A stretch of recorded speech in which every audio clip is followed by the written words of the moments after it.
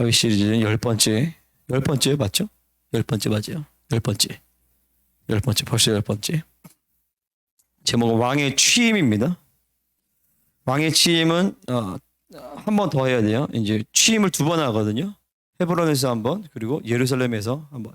예루살렘에서 했더라고 해도 이제 예루살렘으로 이전해 전체 이스라엘의 왕이 되면서 또 한 번 하죠.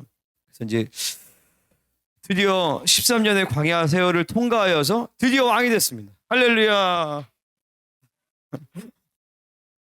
이제 왕의 기름 부음을 받고 광야 훈련을 통과하면 이제 왕으로서 취임을 받게 되는 것이.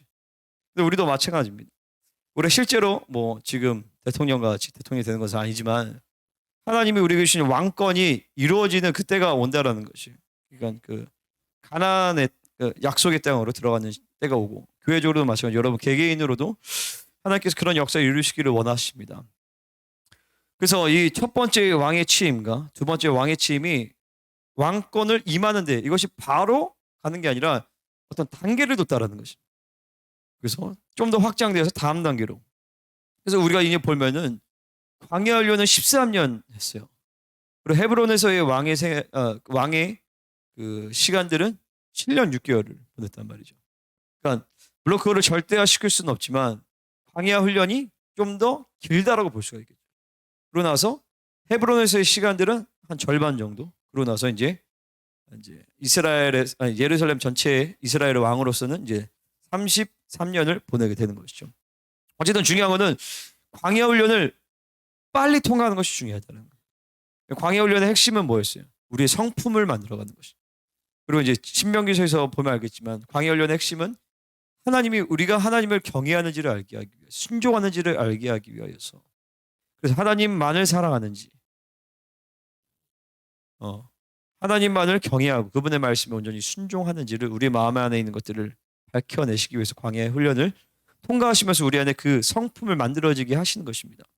그래서 이제 제가 나눴던 크게 네 가지 성품이었는데 첫 번째로는 경외함이었고 모든 성경 전체에서 우리에 대한 첫 번째 하나님 요구하신 성품적인 첫 번째는 다 경외함이에요. 경외함이었고 두 번째는 청종이었죠. 그리고 온유함 다 해서 연결되는 성품들이죠. 마지막 네 번째로는 관용에 이르기까지 큰 그릇이 되는 것들이었어요. 그런 성품의 훈련 통과해서 이제 드디어 하나님으로부터 인정함을 받고 새로운 시대를 여시면서 하나님은 사울과 요나단을 한 번에 데려가십니다. 우리가 보통 학교에서 국가의 3요소 이런 거 배우셨어요, 여러분? 배웠죠? 뭔지 기억나세요? 그렇죠. 국민연토죠. 할렐루야. 국민 영토 주권인데 하나님의 나라에도 요소가 있어요. 근데 국민 영토 주권과 조금 달라요. 하나님의 나라는 네 가지의 요소가 있다라는 것이. 첫 번째로는 하나님, 두 번째로는 백성, 국민이죠. 세 번째가 땅이에요. 이건 영토를 얘기하죠. 그리고 네 번째가 중요한데 네 번째가 토라입니다. 토라. 율법의 말씀. 이 율법이 반드시 있어요. 이 네 가지 요소가 아주 중요한 하나님 나라의 네 가지 요소예요. 그래서 오늘 본문을 보면 이 네 가지 요소가 정확하게 기틀을 잡는 것을 볼 수 있어요. 물론 이제 하나님은 하나님 계시니까 하나님에 대한 것들을 빼고 하나님과 관계성이니까 그 외에 나머지 세 가지 토라 그리고 땅, 백성 이 세 가지를 오늘 본문에서 잘 보여준다는 것이. 어떤 나라의 기틀을 세워서 세워지는가. 근데 이게 이 이스라엘 나라도 마찬가지지만 우리 교회도 마찬가지인 것이고 또 여러분의 가정과 모든 영역에서 이 세 가지의 기틀이 이 네 가지의 기틀이 분명해야 된다는 것이. 하나님이 통치해야 되셔야 되는 것이고 그리고 하나님의 백성이 있어야 되는 것이고 그리고 땅이 있어야 되는 것이고 그리고 마지막 네 번째로 그 하나님의 통치는 하나님의 말씀의 통치 아래서 이루어지게 된다는 것입니다. 우리가 이 네 가지 중에 이제 하나님 빼고 이 세 가지를 함께 오늘 본문을 통해서 보기를 원하는데 자, 첫 번째는 토라예요. 하나님의 말씀. 토라는 여러분 잘 아다시피 이제 모세오경을 원래 얘기하지만 이스라엘 백성에서 이 토라는요 모든 성경을 사실 다 얘기하는 거예요. 좀 더 확장시켜서 얘기한다면 모든 율법과 선지자. 그러니까 이 구약 성경이 우리는 이렇게 모세오경, 선지서, 역사서 이렇게 나눠지지만 히브리인들에게서는 구약 성경이 크게 세 가지로 나눠져요. 토라, 네비임, 그리고 케투빔. 그러니까 네비임은 선지서를 얘기하는데 우리가 잘 아는 여호수아서부터 열왕기 하까지가 다 그 전기 선지서예요. 네비임. 그리고 우리가 잘 아는 선지서들이 네비임 2예요. 후기 선지서라고 얘기하죠. 그래서 네비임 1이 있고 네비임 2 선지서가 있어요. 세 번째 케투빔에는 거기에 있지 않은 모든 성경이 다 들어가 있어요. 그리고 이제 앞에 첫 번째 이제 율법서는 토라라고 얘기를 하죠. 근데 좀 더 확장해서 다른 모든 성경들에서 사실 토라에 대한 해설책이기 때문에 성경 전체를 우리는 토라라고 봐도 무방하다라는 거죠. 토라라는 말 자체는 이제 야라 가르치다라는 말에서 이거를 명사형으로 만든 단어예요. 어쨌든 모든 나라에는 가장 높은 권위의 헌법이 있죠. 우리나라도 이제 헌법이 있어요. 근데 이스라엘 나라는 토라가 곧 헌법인 것이에요.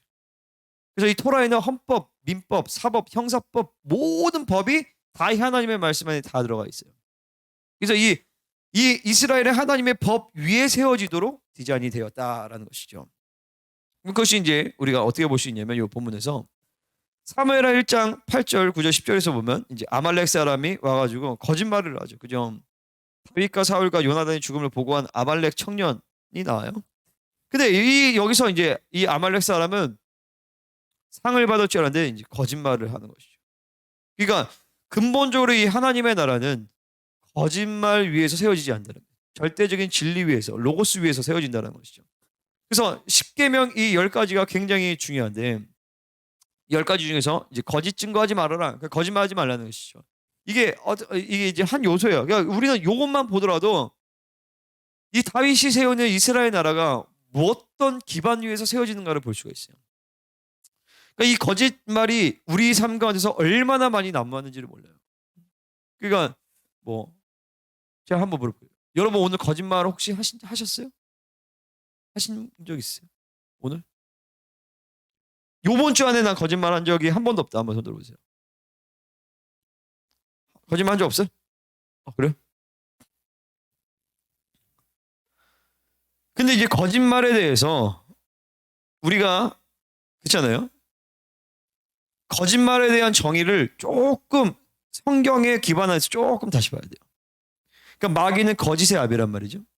그러니까 마귀가 에덴 동산에서 아담과 하와를 속일 때 거짓말 했어요, 안 했어요?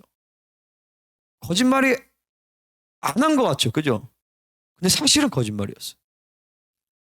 뭐냐, 팩트를 얘기했지만 사실은 거짓이었단 말이에요. 그러니까 성경에서 말하는 거짓은 마귀는 거짓의 아비인데 때론 마귀가 우리한테 속삭일 때 없는 얘기를 해요, 아니면 있는 말을 해요. 있는 말을 하잖아, 그죠? 야, 그래서 너 어떻게 살래? 너 통장에 돈 없잖아. 네 성적 그거밖에 안 되잖아. 이런 것들. 근데 맞는 말을 하는데 사실은 그건 거짓이에요, 아니면 진리예요? 거짓이란 말이죠. 성경에서 말하는 거짓은 진리가 아닌 것들이 거짓이에요. 그러니까 옛사람으로부터 나오는 모든 말들은 사실은 거짓이다. 그 뿌리라는 것이. 저도 내가 브레이드 TV 갔던 게 어젠가? 어제 얘기하는데 갔다 와서 보는데 거짓말 많이 했더라고요. 많이 회개했어요. 없는 말을 꾸민 게 아니라 있잖아요. 얘기하다 보면은 조금 더 하고 조금 빼고. 근데 뒤돌아보면 그 모든 말의 근원이 사실 거짓말이었는데 옛사람이었는데 그 뿌리는 내 명예욕, 내 성취욕, 내 바벨론의 욕구, 어떤 내 열등감, 불신앙, 세상적 경향성 이런 것들로 얼마나 많이 어제도 제가 한참을 좀 회개하면서 거짓말을 너무 많이 했구나. 막 이런 거죠. 이제 어떻게 우리 이정 목사님이 제 유튜브 채널을 소개를 해줬어요. 그래서 이제 이제 감독님이 이거 썸네일 이거 누가 만든 거요? 제가 만들었죠. 근데 내가 만들었지만 내가 다 만든 건 아니에요. 우리 아내가 만든 것도 있어요. 거짓말은 아닌지만 사실 거짓말이었다. 뒤돌아가서 이거 거짓말이었는데 내가 다 만든 건 아닌데. 그럼 그때 왜 그렇게 제가 한 거예요라고 왜 얘기했을까? 좀 이렇게 좀 나를 드러내고 싶었던 거죠. 막 그런 게 한두 가지가 아닌 거예요, 이게. 한두 가지가 아니란 말이에요. 그러니까 그런 과정 가운데서 얼마나 내 안에 옛사람의 뿌리와 진리의 절대성이 무너진 것을 본다는 것이죠. 그러니까 나를 드러내기 위해서 내 명예를 위해서 조금 과장하고 조금 빼고 조금 축소하고 조금 더하고 이게 사실은 다 거짓말인 거예요, 여러분. 내가 진리의 영으로 움직이지 않는 말들이 뭐 예를 들어서 팩트를 63빌딩 63층이에요. 이거는 팩트지만 중요한 건 우리의 말 가운데서 어떤 뿌리가 나타나는 것들이 있단 말이죠. 그런 것들은 사실 우리 안에서 성령님은 그건 거짓이라고 얘기를 하시는 거예요. 그러니까 이 10계명이 만만하지가 않아요. 응? 또 뭐가 있어요? 도둑질하지 말라. 도둑질을 얼마나 많이 하는지 몰라요, 여러분. 우리가요. 제가 요번 주에도 한번 간증했지만 우리는 저 컴퓨터에서 뭐 워드나 이런 거 그냥 안 사고 썼단 말이에요. 내 주변에 사는 사람이 없어 사실은요. 그리고 이게 참 문제인 게 뭐냐면 신학교를 딱 졸업하면 신학교에서 선배들이 신학교를 딱 가면 선배들이나 주변에 아는 사람들이 주석 파일을 몇 기가짜리를 다 줘요. 우리 학교는 그런 게 없어요. 횃불은 그런 게 별로 없어요. 이 미국적인 배경이어서. 근데 나는 누구한테 받았냐? 나는 우리 윤규한테 받았어. 장윤기 자식. 윤규랑 우리 생명사의 어떤 목사님한테 받았는데 너무 좋은 거예요. 그게 사실 돈으로 환산하면 수천만 원어치예요. 근데 성령님께서 너 그거 도둑질이야 라고 하셔서 싹 지었어요. 두려운 일이죠. 그 전까지는 몰랐는데 성령님께서 도둑질이야 라고 하니까 저작권이니까 내가 정당하게 값을 주고 사지 않는 것들. 그래서 하나님께서 그 잠을 못 자게 하셔갖고 막 모든 불법 파일과 이런 것들을 싹 다 지었어요. 이번 주에 도둑질이라고 하나님 그러셔가지고. 근데 다 주고 나는데 우리 친한 우리 전도사님이 또 무료 이북, 그러니까 이북 그 자기가 또 어디서 구한지 모르냐 그거를 또 40권을 정말 보고 싶은 책들을 또 그것도 다 그냥 어쩔 수 없죠. 우리는 이런 것들이 몸에 배어 있어요. 우리 삶 가운데서. 우리의 특별히 한국적인 문화 가운데서 미국은 되게 철저하거든요. 미국은 표절, 도둑질 막 이런 거를 굉장히 어떤 목사님이 미국 여자랑 결혼을 했는데 장인어른을 모시고 운전하러 가는데 새벽에 신호를 안 지켰대요. 여기 집중. 새벽에 차가 없어. 그러니까 신호를 안 지키고 간 거예요. 한국에서는 많잖아요, 그런 경우가. 근데 그 이제 장인어른 미국 사람이었는데 수년 동안에 자기를 인간 취급을 안 하더래요. 미국이라는 나라가 그런 나라예요. 철두철미. 제가 이 신학교에서도 이제 우리는 다 미국 시스템이었으니까 이 표절이나 이런 것들을 얼마나 철저하게 하는지 몰라요. 막 한국 사람은 숨이 막혀서 못해. 너무 원칙주의자니까 이 사람들이요. 제가 이제 군대에 있을 때도 제가 이제 헌병 근무할 미군들이랑 같이 근무했거든요. 우리 가면은 배우는 게 뭐냐면은 우리 이제 대령, 뭐 장성, 뭐 장군들 이런 사람들 얼굴을 다 기억하게 해요. 그리고 그 사람들 오면은 패스를 확인하면 안 돼. 그냥 무조건 패스가 빨리 딱 보내야 된단 말이에요. 근데 이제 미군 애들은 미군의 3스타가 거기 이제 전체 기지에서 최고 높은 사람이 떠나는데 패스를 안 가지고 온 거야. 그럼 패스를 안 가져오면 좀 귀찮아요. 막 지문 인식해가지고 확인을 해야 돼. 그 사람이 3스타인 거 다 알아요. 거기는 거기 수십만이 살고 거기 10만 명 넘게 살거든요. 거기 한 도시만 해. 거기 기지 안에. 모든 사람들이 그 사람이 3스타이고 여기 사령관인 걸 알지만 그 헌병은 체크하십시오. 내가 누군지 모르냐? 그랬더니 당신 누군지 알지만 당신이 이렇게 시스템을 만들었는데 당신이 만든 거 당신이 지키고 가야 되지 않습니까? 찍고 들어갔어요. 그 병사 어떻게 됐을까요? 포상받았어. 미국인은 이래요. 미국이라는 나라는. 우리나라는 그러면은 대대장부터 싹 불려가요. 진짜로 거짓말 안 하고. 싹 불려가서 다 풀린단 말이에요. 이게 한국이 이런 게 굉장한 약점이에요. 우리나라가요. 절대성이 없어요. 절대성이. 절대 안 된다. 법치가 안 돼. 법치가. 이번에 우리 윤석열 우리 대통령도 말하자면 그러니까 윤석열뿐만 아니라 모든 정부의 어떤 관리직들이 한 헌법에 의한 법치가 아니라 다들 인간 중심에서 대통령이 원하는 것들로 다 바꿔버렸어요. 지난 5년간의 정부도 마찬가지고 그러니까 하나님의 말씀이 지배한다. 하나님의 법도가 지배한다라는 것이 굉장히 우리는 이게 몸에 안 배요 사실은요. 이게 우리의 약점이에요. 민족별로 어떤 약점이 있고 강점이 있는데 우리나라는 강점도 많아요. 열정이 있고 그죠? 열정이 있고 빨라. 엄청나게 빨라. 그리고 똑똑해요. 한국 사람 진짜 똑똑합니다. 그리고 깨끗해. 야무져. 우리 쓰레기 버리는 거 이제 우리 아내는 이제 미국에서 살았잖아요. 우리 이렇게 쓰레기 버리면 우리는 뭐예요? 일단은 밟잖아요. 뭐 수백 번 밟아요. 수백 번. 이것도 거짓말이죠. 엄청 밟아요. 근데 이게 내가 어제 우리 아내가 여보 되게 잘한다는 거야. 근데 내가 생각해 보니까 우리는 이거 초등학교 때부터 이렇게 배웠거든요. 그죠? 초등학교 때 애들 할 때도 이렇게 하잖아요. 근데 이렇게 하는 나라는 우리나라밖에 없어. 쓰레기를 돈 주고 버린 나라는 우리밖에 없어. 깨끗해, 야무져, 시스템도 잘 만들어. 근데 우리나라의 이 약점이 뭐냐면은 너무나도 교만하고 하나가 되지 않아. 연합이 안 돼요. 그리고 절대성이 약해. 그러니까 여러분, 우리가 이 한국 민족으로서 우리가 앞으로 성공하기 위해서는, 여러분이 우리 각 사람이 우리가 하나님 안에서 성공하기 위해서는 우리가 한국 민족의 강점을 살리고, 할렐루야, 열정 있고, 그잖아요. 하지만 이 절대성이 무너진 약점을 살리면 여러분은, 우리는 다 성공합니다. 우리 아이들도 마찬가지. 절대성이 없다. 법칙, 법을 세워서 그 법대로 만들어서 시스템이 움직이게 만든. 그리고 거기에 어긋나는 것들은 공의의 법칙에 따라서 심판하고. 이런 것들이 우리는 굉장히 이게 굉장히 중요하다는 것이.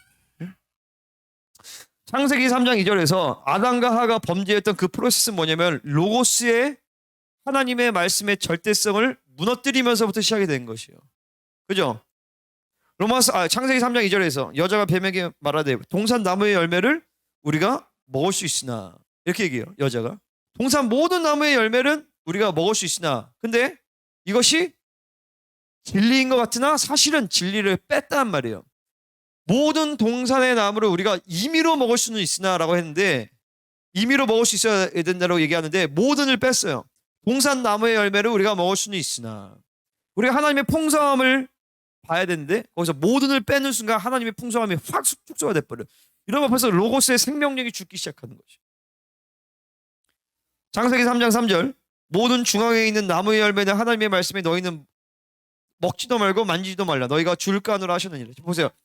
동산 중앙에 있는 나무의 열매는, 여기서는 뭐가 첨가가 됐어요.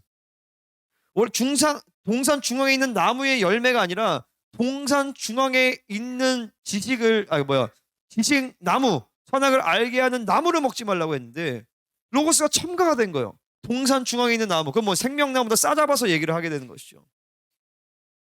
하나님의 말씀에 너희는 먹지도 말고 만지지도 말라. 이것도 첨가가 됐어요. 만지도 말라는 하나님 얘기가 없었단 말이죠. 이 로고스의 절대성이 무너지면서 이게 다 일어나는 현상들이에요. 로고스의 절대성이, 법에 대한 절대성이 무너지게 되는 것이에요. 그러니까 이 절대성에 대한 훈련을 우리는 좀 할 필요가 있다. 그래서 저는 요즘에 하나님께서 모든 불법 다운로드나 파일이나 이런 것들을 다 지우게 하시고, 신호등 이런 거를 철저하게 지키게 하세요. 요즘에 철저하게 지키게 하세요. 법에 철저하게 순종하는 법. 물론 하나님 어느 때가 되면 그것에서 자유함을 줄 수도 있겠지만 그건 잘 모르겠어요. 근데 어쨌든 지금은 이 절대성에 대해서 우리는 걸고 넘어질 필요가 있어요. 오늘 말씀에 대해서 왕의 칭함을 해서 뭐 여러 가지 요소들이 나오는데 그 가장 핵심 기본은 무엇이냐면 바로 토라의 절대성, 로고스의 절대성 위에서 세워지는 것입니다. 하나님의 말씀이 선포되어지고 그것이 하나님의 말씀으로 인정되어지면 반드시 거기서 순종이 되어지고 절대적으로 받아들여야 되는데, 이게 다른 것이 첨가가 되어지는 순간 로고스의 절대성이 죽어버리면서 하나님의 말씀의 법치가, 그 공의와 모든 파운데이션이 다 무너져 버리는 것입니다. 하나님의 말씀 듣는 것이 아니라 행할 때에 너희는 반석에 세운 집이라고 했어요. 근데 그렇지 않으면 주초에 세운 집, 그냥 파도가 밀려오면 흘렸다 밀려가고, 그러니까 이게 성장이 안 되는 거예요. 집이 세워지지가 않아요. 우리가 하나님의 말씀, 하나님의 이 교회도 그렇고 나라도 그렇고 여러분의 사업이나 모든 것도 그렇고 가장 밑바닥이 뭐냐면 하나님의 로고스의 절대성 위에서 세워져야 되는 것이죠. 이게 예수님이 말씀하신 거예요. 말씀을 듣고 행하는 자라야. 말씀을 듣고 행하는 자라. 로고스의 절대성 위에서 교회도 가정도 모든 것도 거기서 세워진다라는 것이죠. 계속 창세기 3장을 좀 더 볼게요. 만지지도 말라. 만지도, 이거 첨가했죠. 죽을까 하노라. 죽을까 하노라를 얘기하는, 지금 반드시 죽는다라고 했다면 뭐냐면 로고스를 약화시킨 거예요. 하나님의 말씀에 약화시켜서, 말씀에 약화시키든 과장하든 첨가하든 빼든 이런 식으로 로고스의 절대성이 무너지면서 결국 어디까지 오느냐? 뱀이 여자에게 너희가 결코 죽지 않니. 로고스를 완전히 전면으로 반대되어지는, 먹는 날에 너희는 너희가 하나님과 같이 내 선악을 알 줄 하나님의 아심이니라. 로고스를 전면적으로 부인하게 만드는 것이죠. 그러니까 우리는 이 거짓말, 그리고 거짓말만 해도 막 도둑질, 탐욕, 이웃의 것을 탐하지 말라. 그게 십계명인데, 가장 기본적인 파운데이션인데 탐하는 것에서 회개가 안 된다. 살인하지 말라. 그럼 미워하지 말라는 거거든요. 미워하는 마음은 품고 있지 말라는 것이에요. 이게 절대적인 하나님의 말씀의 계명이에요. 십계명, 타협할 수 없는 하나님의 말씀의 계명. 이 십계명은 만만한 말씀이 아니에요. 이 십계명이 그냥 상대적인 말씀으로 상대적인 어떤 규범 이렇게 들어오면은 우리는 다 무너져 버리는 것입니다. 하나님의 절대적인 말씀 위에 세우는 것들을 우리가 지금 받아들이기를 원합니다. 훈련하기를 원합니다. 자기를 변론하기 위해, 자기를 입증하기 위해, 나를 보호하기 위해, 나의 명예를 위해 수시로 거짓말이라는 도구를 사용하게 돼 있어요. 이걸 회개를 해야 되는 것이죠. 그죠? 분리할 때 살짝 거짓말하고, 변명하면서 살짝 거짓말하고. 자, 이제 군대에서 참 배운 게 많은데, 군대 가면은 딱 그 선임들이 얘기하는 게 있어요. 야, 군대에선 3가지를 조심해야 돼. 첫 번째, 핑계 대지 말아라. 두 번째, 선임 팔지 말아라. 누 김병장님 시켜서 그랬습니다. 너 이거 뭐야? 김상병이 시켜서 그래. 선임 팔지 말아라. 세 번째, 거짓말하지 말아라. 이거 하면은, 그러니까 내가 잘하든 못하든 간에 이 3가지에서 걸리면은 군대에서 작살이 나요. 근데 이게 사실은 굉장히 성경적인 내용이에요. 절대 거짓말하지 마라. 핑계 대지 말아라. 뭐냐면 내가 때로 억울해도 그냥 내가 회개하라는 것이. 남 핑계 대지 말고 변명하지 말고 그냥 내가 회개하라는 것이죠. 응? 할렐루야.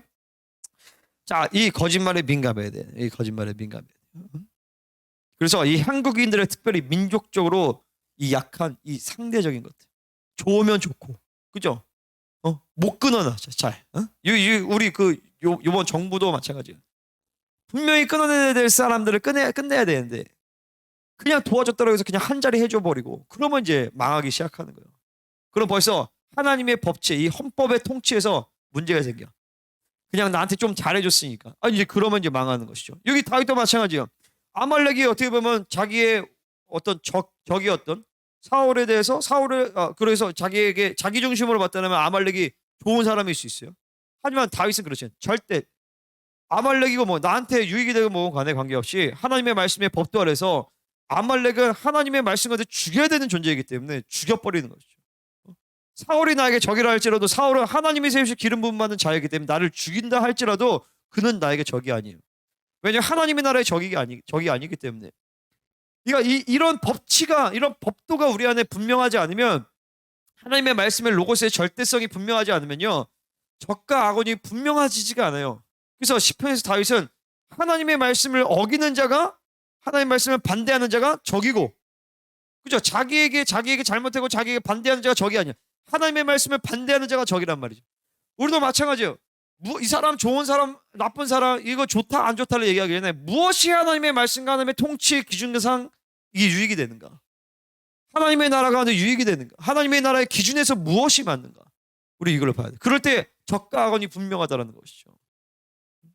우리나라도 마찬가지예요. 지금 우리나라는 헌법적 이념을 수호해야 되는 것이죠. 이전에는 이승만이라는 어떤 카리스마적인 리더를 보고 나라가 세워졌어요.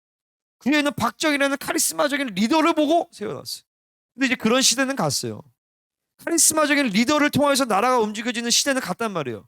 이제는 뭐냐면 법치를 세워야 돼. 법치. 헌법을 수호하고 헌법의 가치를 수호하면서 자유민주주의 이념과 건국 이념을 충실하게 우리가 알 수 있는, 충실하게 그거를 실행할 수 있는 리더들이 세워져야 된다는 것이죠.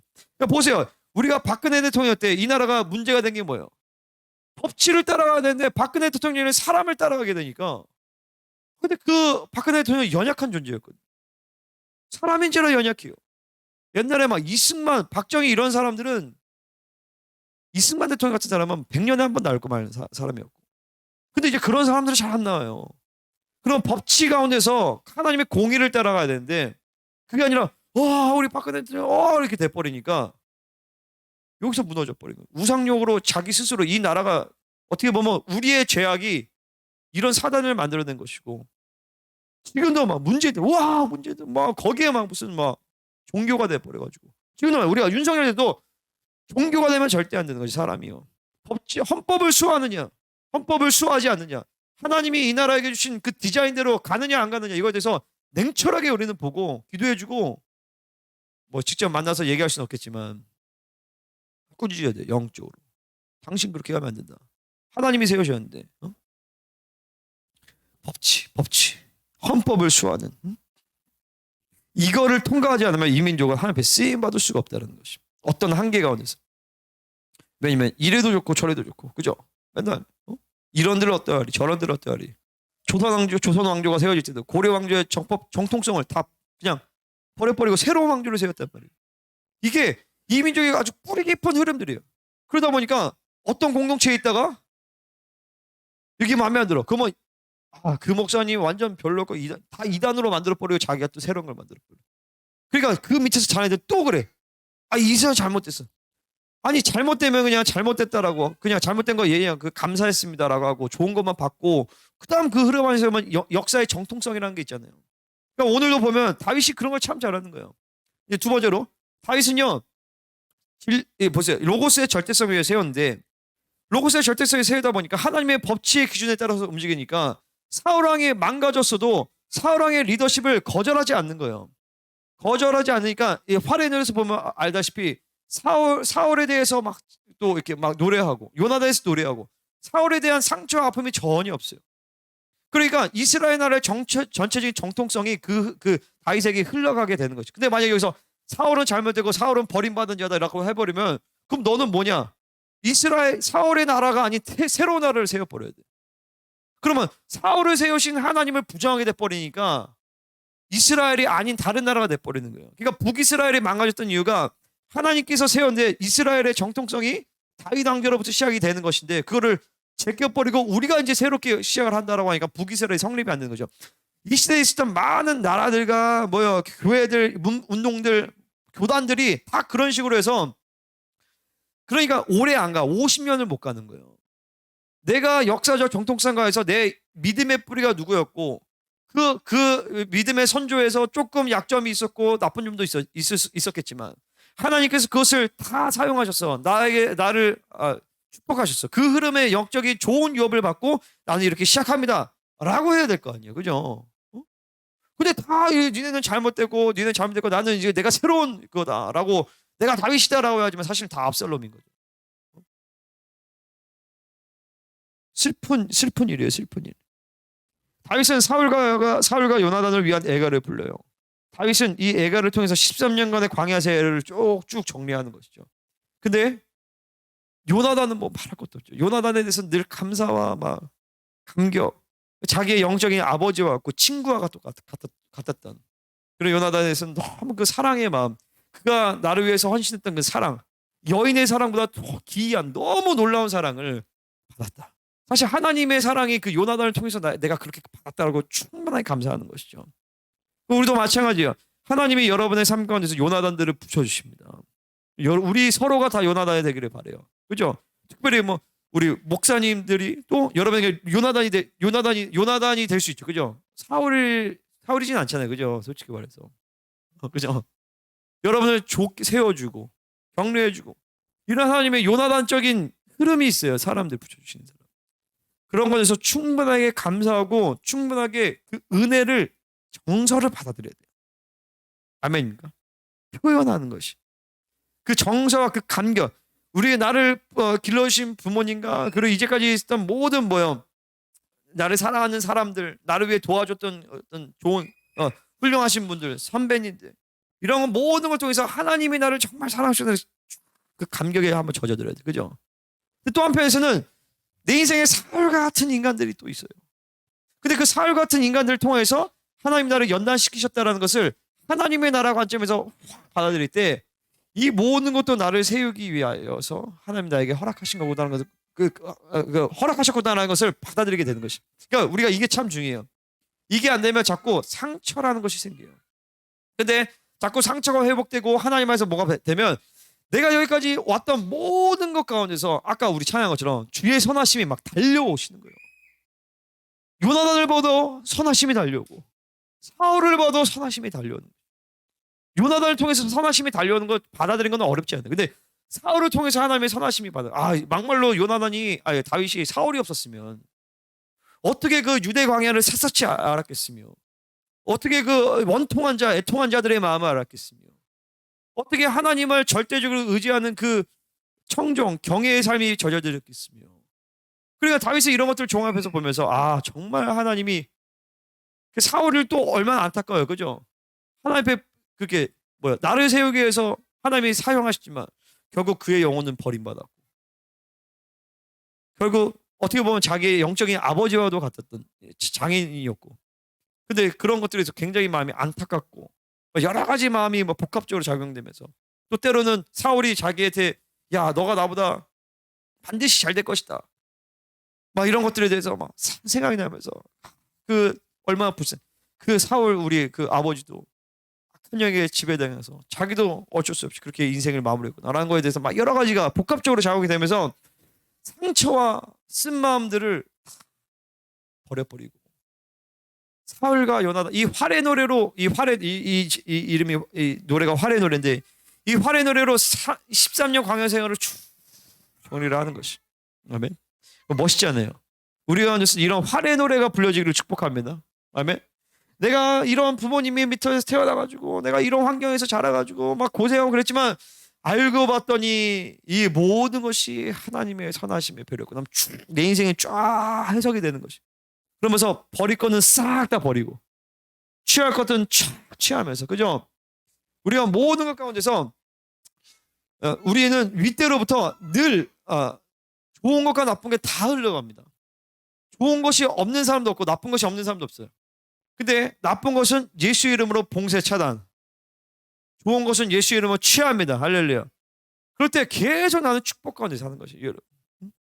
여러분 어떤 리더를 만나든 간에 관계없이 땅이 혼돈하고 공허하며 흑암이 깊음 위에 있고 하나님의 영은 수면 위에 운행하시니라. 땅이 혼돈하고 공허한 것은 안 좋은 것 같아 보이지만 사실은 이 공허와 혼돈 가운데서 하나님의 말씀의 창조의 역사가 시작이 되는 것이에요. 그래서 헬라인들은요, 이 혼돈과 공허를 굉장히 악으로 봅니다. 하지만 히브리인들은 혼돈과 공허를 악으로 보지 않아요. 창조가 있기 위한 어머니라고 표현을 해요. 보세요. 이게 헬라인들은 이원론의 사고방식이기 때문에 육체는 악하고 영은 선하다 막 이렇게 얘기한단 말이에요. 그래서 이 헬라 철학의 이 서구적 사고방식에 젖어든 사람들은 환란을 굉장히 부정적으로 생각해요. 내가 요즘에 이제 그런 것들을 보여요. 예전에 헤네세긴이나 이런 분들은 질병 자체를 인정하지 않아요. 근데 실제로 그렇게 살아요, 그런 분들은. 근데 또 때로는 그런 것들이 하나님이 사용하실 때가 있거든요. 그러니까 뭐냐면 서구 신학에서는 잘 되고 행복하고 뭔가 짱이고 번성하고 이런 것이 다 이제 좋은 걸로 그런 경향성이 있어요. 근데 이제 히브리적 사고 방식은 어둠도 빛도 다 하나님이 창조하시는 걸로 봐요. 나는 빛도 짓고 어둠도 창조하며 나는 평안도 짓고 환란도 창조하나니 나는 여호와라 이 모든 일을 행하는 자니라 하였느라. 그래서 하나님은 때로는 우리 가운데 환란으로 어둠으로 밤으로 다가오시면서 그거를 하나님의 빛 가운데서 통합을 시켜버리는 거죠. 때로는 상처가 있고 때로는 환란이 있고 고난이 있고 병이 있고 아픔이 있고, 그죠? 내가 막 아프지, 우리 병원에 우리 사모님이 계신다고 해서 그것 자체가 악한 게 아니에요. 그거는 하나님의 선으로 사용할 수 있는 것이. 그래서 하나님이 지금 선으로 사용하고 계시는 것이고. 아멘입니까? 근데 원수들은 그거를 악이야 라고 해버리면 그 원수에게 속는 것이죠. 우리 인생 안에 환란이 오는데 환란이 네가 잘못해서 그래, 죄악 때문에 그래, 그거는 너에 대한 하나님의 심판이야. 물론 그런 측면이 있겠죠.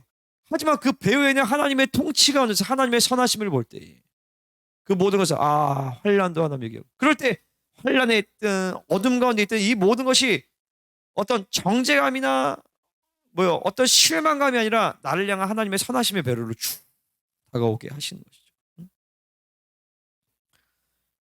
빛과 어둠이 비단에서 통합되기를 예수님 축복합니다. 양과 모두가 다 중요해요. 특별히 한국 민족은 이 양과 음의 조화를 굉장히 중시하는 민족이죠. 심지어 이거 태극기에도 양과 음의 조화가 있어요. 그러니까 이번 선거도 얼마나 균형을 잘 잡았어요, 그죠? 기가 막힌 나라예요. 근데 양과 그 위에 누가 계시다?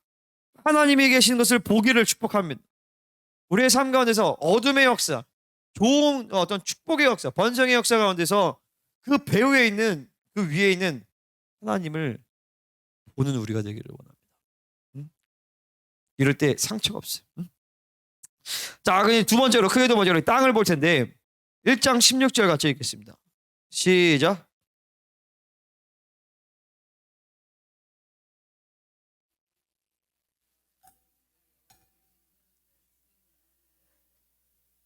아멘. 뒤에 좀 앉으면 안 돼? 영찬이도 앉고. 좀 앉으세요. 얘네 다 어디 갔어? 뒤에 앉았다. 강관이 거기 있고. 예건이 우리 예건이 착해요. 한이는? 물 들어. 자, 땅에 대해서 볼 텐데 이 땅은요 거룩한 자기가 다 시작은 로고스의 절대성. 아멘. 말씀의 절대성이요. 말씀의 절대성 가운데서 거룩을 확증한 자는 하나님께서 땅을 주신다. 자, 보세요. 여기서 다윗의 통치의 원칙 중에 하나예요. 뭐냐면 무죄한 자의 피를 흘리지 않는다. 네 피가 네 머리로 돌아갈지어다. 이거 거짓말 통해서 죽인 줄 알았으니까 그 죄악에 대해서 나는 상관이 없다. 네가 당해라. 그래서 나는 하나님의 의, 하나님의 거룩, 하나님의 인정함 이것들에 목숨 거는 것이 통치의 원칙이에요. 하나님의 법도가 세워질 때에 땅을 얻습니다. 로고스의 절대성을 우리는 씨름해야 되는 것이. 그래서 일단은 교회가 일단 세워지고 우리 여러분의 가정이 나올 때 일단은 로고스의 절대성 위에서 아주 탄탄하게 세워야 되는. 그래서 제가 요번에 집회 때 말씀을 통해서 한 것은 교회 설교를 한 것은 설계도가 분명히 탄탄하게 있어야 그 교회는 세워질 수 있다는 거죠. 가정도 마찬가지고 우리 가정도 내가 시작할 때도 가정의 설계도를 일단 쫙 그려놓고 그 다음 가정을 시작했어요. 뭐든지 이 설계도를 받을 시기를 축복합니다. 설계도를 받는 지혜가 임할지어다. 하나님의 디자인을 보는 지혜가 임할지어다. 그럴 때 그 법도가 세워지고 그 법도 위에서 이제 하나님께서 뭔가를 세워가시는 것이 땅을 주신단 말이죠. 사무엘하 2장 1절에서 그 후에 다윗이 여호와께 여쭈어 아뢰되 내가 유다 성으로 올라가리이까. 주님이 그러니까 다윗이 뭔가를 안 거. 이제 새로운 시대. 내가 이제 역사에 나타날 때가 됐구나. 물어보죠. 내가 올라가리. 유다로 갈까? 갈까요? 유다로 가. 어디로 갈까요? 헤브론으로 가라. 이렇게 얘기하시죠. 그러니까 우리는 이런 것들을 잘 봐야 돼요. 일단은 거룩한 자에게 땅을 주신다. 근데 어디로 땅을 주시느냐? 바로 헤브론으로 땅을 주신다. 이 헤브론은 왜 헤브론이냐? 헤브론은 언약적인 라인이 있는 땅이에요. 언약적인 약속의 땅이, 언약적인 라인이 있는 땅이에요. 우리가 잘 모르는 것 중에 하나가 뭐냐면은 남북 이스라엘이 언제 갈라져요? 응? 남북 이스라엘 언제 갈라져요? 르호보암 때 갈라진 줄 알죠?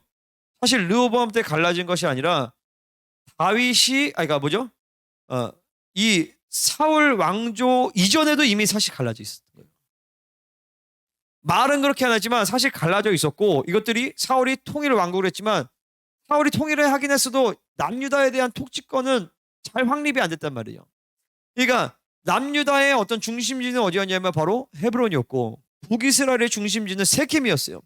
근데 다윗이 유다로 가리까라고 하는 것은 내가 이제 이 나라의 왕으로서 왕권을 수립할까요? 라고 얘기하는 것이고 하나님이 그것에 있어서 유다의 중심지 헤브론으로 가게 하시는 것이죠. 헤브론의 이름의 뜻은 연합이라는 뜻이에요. 그리고 아브라함, 이삭, 야곱 막 이런 족장들이 헤브론에 묻히죠. 그리고 이제 그 사모님들 그 엄마들도 헤브론에 묻혀요. 그리고 헤브론이 처음 등장할 때 아브라함이 바벨론의 왕들을 죽이면서 거기 마므레 막 이런 그 족속들과 연합하는 그 장소가 바로 헤브론이에요. 헤브론은 연합이라는 그 기름 부심이 있는 땅이에요. 다윗이 헤브론으로 가게 하시는 것은 바로 다윗 왕조를 세움에 있어서 남유다 왕국의 정통성을 먼저 확립하기 위해서였어요. 바로 처음부터 남북 이스라엘을 통일하는 그 흐름으로 간 게 아니라 처음에는 하나님이 남유다를 통일하게 하심으로 인하여서 남유다 족속을 통하여서 남유다 왕조의 정통성과 합법성을 세우기 위해서다라는 것이죠. 왜냐하면 하나님이라는 명분이 있어야 된다. 우리도 마찬가지예요. 일단은 이 통치권이 세워진다. 그러면 이 양주 땅 일단은 여기서 통치권이 세워져야 되는 것이. 그 나와서 거기서 이제 더 크게 이 나라 민족이나 열방으로 갈 수 있는 것이요. 유다 지파를 통일함과 동시에 유다 지파에게 예언된 통치자의 규가 떠나지 않을 거라는 하나님의 예언을 성취하는 것이. 제가 요즘에 좀 뭐라죠? 계획 중에 하나가 뭐냐면은 이 양주를 좀 깊이 연구를 해봐야겠다. 여기에 역사나 그리고 지리적인 위치 그리고 이 양주가 남북 그 한반도를 전체로 봤을 때 배꼽의 중심에 위치하는 도시죠. 그래서 하나님이 우리를 이 양주로 부르신 이유가 무엇인가? 혹은 계속 여기 있는 건가? 아니면 옮기실 것인가? 그런 것들에 대해서 이 땅에 대한 걸 우리가 좀 잘 볼 필요가 있어요. 그래서 마지막 세 번째로 백성들을 보겠습니다. 설교 빨리 끝났네. 백성들. 자, 1장 11절 사무엘하 1장 11절 같이 읽겠습니다. 시작.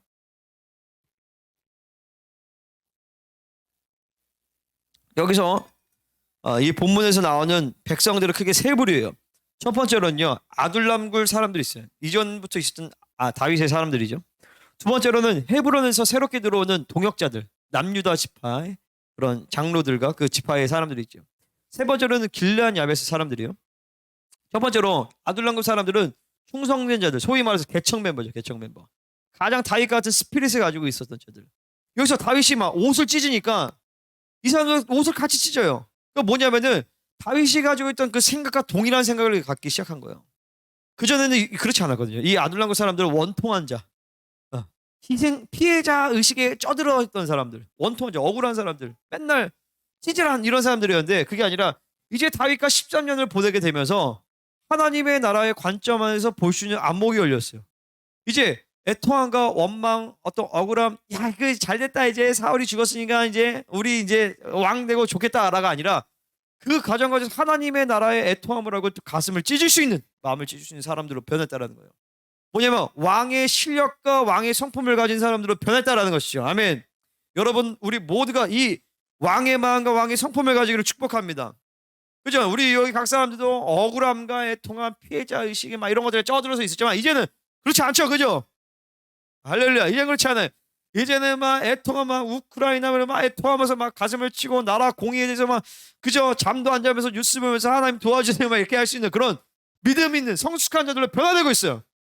아멘. 그죠? 우리가 금식하는 것은 물론 하루에 뭐 일주일에 한 끼씩이지만 한 끼씩 두 끼씩이지만 이것은 여러분 잘 되기 위해서가 아니라 그죠? 우리의 사업이 잘 되기 위해서가 아니라 나라 민족과 하나님 나라 공의를 위해서 우리는 금식하는 것이. 이것만 봐도 이 큰 기쁜 교회 우리 모든 사람들이 너무나도 많이 변했다는 것이. 옆 사람에게 축복하겠습니다. 당신 정말 많이 변했네요.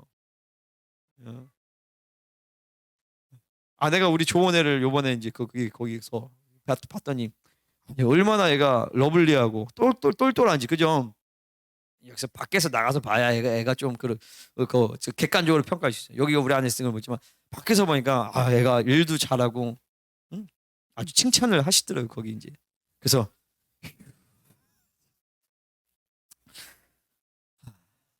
다른 애들도 보낼 수 있겠다 하는 생각이 들.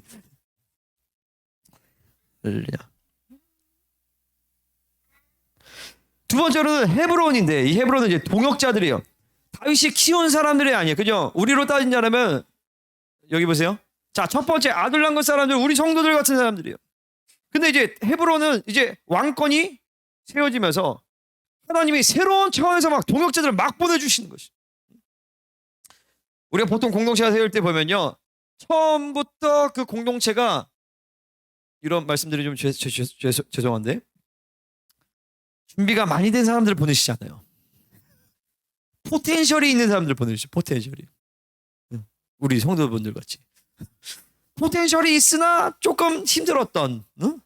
근데 이제 조금 지나서 이 사람들이 포텐셜 자체가 아니라 이제 정말로 왕의 성품과 왕의 실력을 가진 사람들로 쭉 성장할 때 하나님의 왕권을 세우시면서 이제는 정말 준비된 동역자들을 하나님 붙여주시는 것이에요.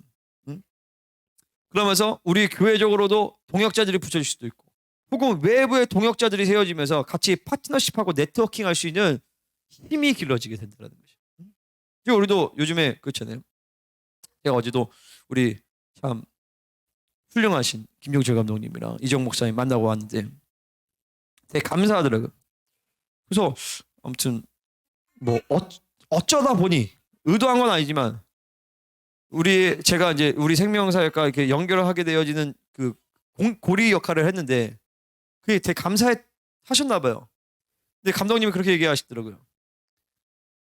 그게 그것 때문에 이 사역을 접어야 되나 이렇게까지도 생각을 했었다고. 근데 그것들은 이제 많이 해결이 돼서 그리고 또 오늘 또 이정 목사님이 저한테 또 뭘 부탁을 하셨어요. 아주 중요한 부탁을 하셔가지고.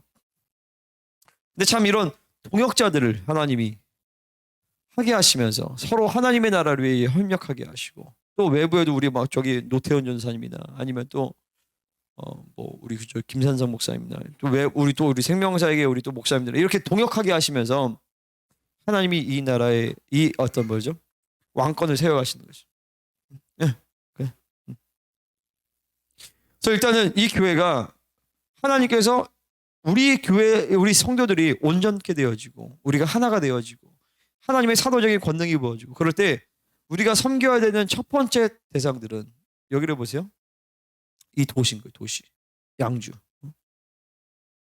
양주를 세우고 목회자들을 세우고 몰라. 그게 이 헤브론이 어딜지 모르겠지만 먼저 일단은 하나님께서 우리에게 헤브론을 주신다라는 것이. 그때까지는 계속해서 로고스의 절대성 위에 사는 법을 우리는 훈련해야 되는 것이요. 마지막 세 번째로는 길르앗 야베스 사람들인데 길르앗 야베스 사람들은 사울이 그 왕이 되기 직전에 왕으로 기름 받았지만 왕으로서 완전히 그 사역을 하기 전에 길르앗 야베스 사람들을 친다라는 그 얘기를 듣고 그 쫙 이제 이스라엘을 딱 규합해가지고 쳐서 구원해냈죠. 그 길르앗 야베스와 사울은 굉장히 가까운 사이예요. 왜냐면 사사기에서 보면 알겠지만 베냐민 지파가 거의 전멸이 됐단 말이에요. 그때 여자들은 보쌈을 해요. 그 보쌈해온 지역이 길르앗 야베스예요. 그러니까 어떻게 보면 굉장히 약간 외갓집 같은 그런 집이 이제 길르앗 야베스인데 사울이 죽은 것을 알고 길르앗 야베스 사람들이 이제 장례를 잘 치러주죠. 장례를 잘 치러주죠. 이것에서 다윗이 만약에 자기 중심으로 살았다면 사울은 적이었을 것이고 자기 적을 도와준 거에서 길르앗 야베스를 전멸했을 수도 있는 것이 수청을 했을 수도 있었겠지만 다윗은 하나님의 나라의 관점을 가지고 있었기 때문에 그들을 품게 되는 것이죠. 그러니까 리더십이 확장이 되면 될수록 더 많은 사람들을 품을 수 있어야 되는 것이죠. 우리 교회도 마찬가지. 이제는 품어야 돼요. 서로 다른 지체들을 서로 품어야 되는 것이고 우리 교회 안에서도 조금 바깥에 있는 지체들을 품어야 되는 것이고 그들을 위해 중보해야 되는 것이고 조금 특이한 지체들도 품어야 되는 것이고 어렵고 힘든 지체들도 품어야 되는 것이고 그러면서 더욱더 많은 영혼들을 품을 수 있는 우리 교회가 되기를 축복합니다. 아멘입니까? 다윗의 왕권이 반란 정부가 아니라 하나님으로부터 온 것임을 보여주는 것이 다윗은요. 너의 주가 죽었으니 너희는 손을 강하게 담대해야 할지어다. 내가 너희를 보호해 줄게라고 얘기한 거죠. 어떻게 보면 길르앗 야베스 사람들 굉장히 벌벌 떨 수도 있어요. 어떡하지? 다윗이 우리를 진멸하는 거 아니야? 아니야. 그게 아니라 너희들의 주이신 사울은 죽었지만 내가 너희를 보호하겠다. 내가 너희를 섬기겠다라고 얘기하는 것이죠. 어떻게 보면 길르앗 야베스 사람들은 하나님을 경외하는 사람들이기 때문에 그래요. 우리도 마찬가지예요. 이제 어떤 큰 흐름에 있어서 우리랑 다른 사람들이었지만 거기서 상처받거나 혹은 거기서 어려움을 당해서 흘러들어올 수 있어요. 그러니까 이 남유다 지파 이 헤브론은 기본적으로 흐름들이 강한 사람들이에요. 그러니까 아둘람굴 사람들은 완전히 우리 성도 같은 사람들. 헤브론은 우리랑 스타일이 비슷하면서도 이 동역자로 세워진 사람들. 길르앗 야베스 사람들은 완전히 좀 다른 흐름에 있었던 사람들이에요. 근데 그들도 품을 수 있는 실력이 된 것이죠. 근데 보세요. 이게 순서가 잘못되고 길르앗 야베스를 품으려고 하면 이게 다 무너져 버리는 거예요. 교회는 잡탕이 돼 버리는 거죠.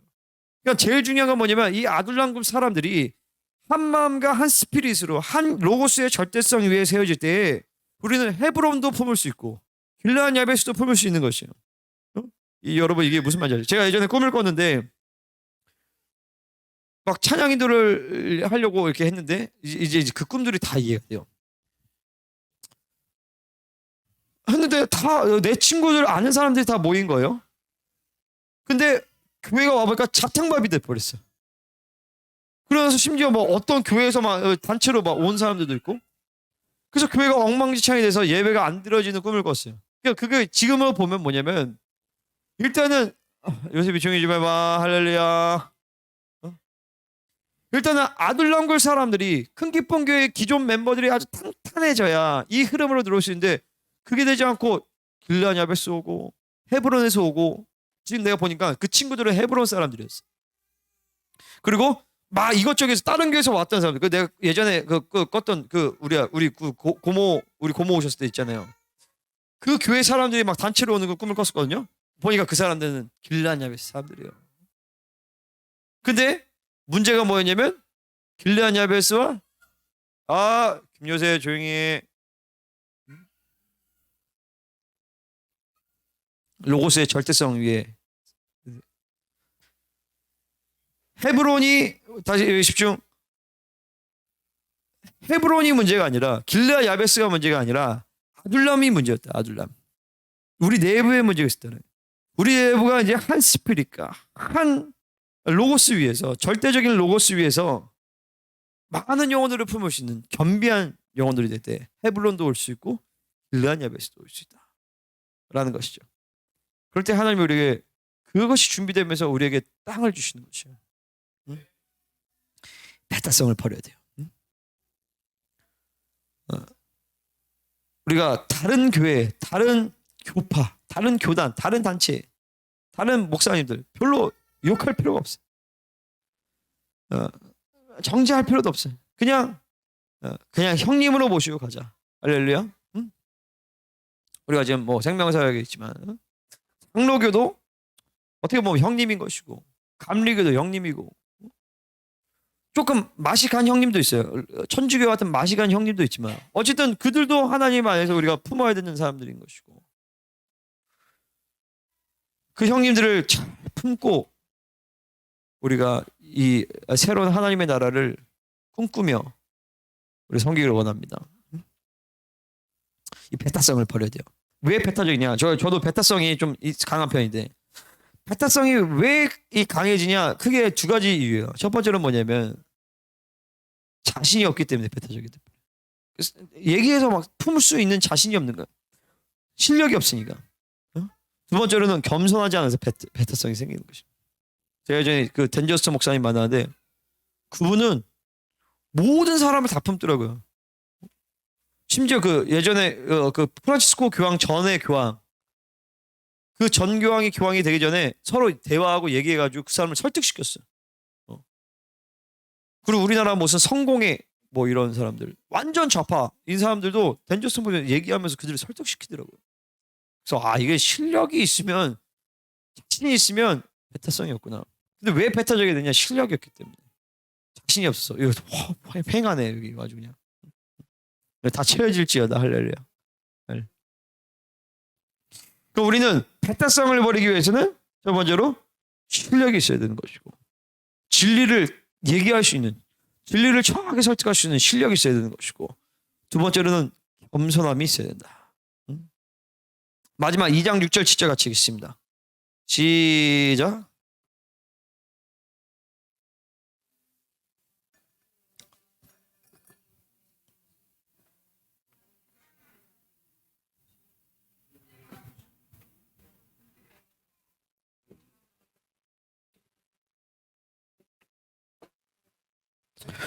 아멘. 이제 새로운 시대가 왔으니 우리 함께 나라를 세워가자 이런 말이죠. 근데 우리도 마찬가지예요. 지금 대한민국에 새로운 정부가 세워졌어요. 우리는 어떻게 기도를 해야 되냐면, 이 새 정부가 헌법의 절대성 위에, 건국 이념 위에 나라를 세워가도록 기도를 해야 되는 것이죠. 인맥, 지연, 학연 이런 게 아니라 헌법의 절대성 위에 법치국가를 세우기를 기도해야 되는 것이죠. 애초에 윤석열 여기 이 사람이 문제도 많았지만, 대통령 당선인이 문제도 많았지만, 어쨌든 세워지게 된 것은 뭐냐면은, 나는 헌법에 충성하다, 나는 사람에게 충성하지 않는다, 이거 컨셉 하나 잡고 이 사람이 여기까지 온 거란 말이에요. 그 말한 그대로 사람에게 충성하지 아니하고 헌법에, 이 법치에 충성하는 자가 될 수 있도록 우리는 기도해야 되는 것이죠. 더 이상 거짓말과 부정직, 도둑질 이런 거 하지 말고 정말 우리나라의 적군과 아군이 누구인지를 분명히 알아야 되는 거죠. 북한 정권은 적이죠. 북한 주민은 적이 아니에요. 중국 공산당은 적이에요. 근데 그냥 대놓고 적이 아니라 협치를 해야 되는 적이죠. 그죠? 아, 요새 봐. 쉬, 조용히 해줘. 요셉이. 거의 다 끝났어. 자, 이게 이 나라에 대한 이 적과 아군이 분명해야 되는 것이 이 나라, 지금 이 정부가요. 그죠? 복수 정치하지 말고, 보복 정치하지 말고, 아멘? 자, 이거를 기도해야 되는 거. 헌법에 의한 정치를 하도록 우리는 기도해야 되는 것이. 사울 죽이지 말아라. 사울 죽일 생각하지 말고, 헌법에 따라서, 법치를 따라서 정치를 해야 된다는 것이. 정치적인 반대자도 무조건 배제시키지 말고 이 새로운 내각들이 새로운 정부가 하나가 되고 대화와 타협을 찾아가면서 정치적인 반대자도 품을 수 있는 지혜와 큰 마음이 있기를 기도해야 되는 것이. 그러니까 문재인 정권이 이걸 참 잘못했죠. 완전히 다 죽여버려요. 수청한답시고 적폐라는 거 얘기하면서 극히 배타적인 정부였어요. 근데 이번 정부가 그런 식으로 반대자를 품지 못하면 오히려 반대로 그렇게 당할 수가 있다는 것이죠. 이거를 우리가 기도를 잘해야 되는 것이죠.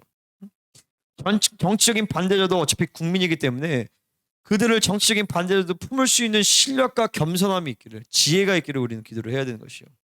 우리 교회적으로 마찬가지입니다. 특별히 우리 교회는 로고스의 절대성 위에 세워지기를 축복합니다. 하나님이 주신 절대적인 말씀과 그리고 설계도 위에 이 교회가 온전하게 세워지고 아닌 것은 아닌 것이고 맞는 것은 맞는 것이고 그때 하나님은 거룩한 자에게 땅을 주시는데 땅을 얻으려고 했을 것이 아니라 거룩의 목숨 걸면 하나님이 우리에게 땅을 주시는 것이. 상처와 과거에 매이지 말고 모든 것을 하나님이 주시는 감사함으로 받기를 바랍니다. 그리고 하나 되고 하나 될 때 다른 동역자들을 붙여주실 것이고 또 목자에 있는 어린 양들을 붙여주셔서 이 아둘람이 하나가 될 때 헤브론을 또 품을 수 있게 되는 것이고 또 길르앗 야베스도 품게 되어서 하나님께서 이 민족과 그리고 이 땅 가운데서 역사하시는 새로운 통치의 역사들을 함께 만들어가길 것을 예수님의 이름으로 부탁드리고 또 축복합니다. 같이 기도하겠습니다.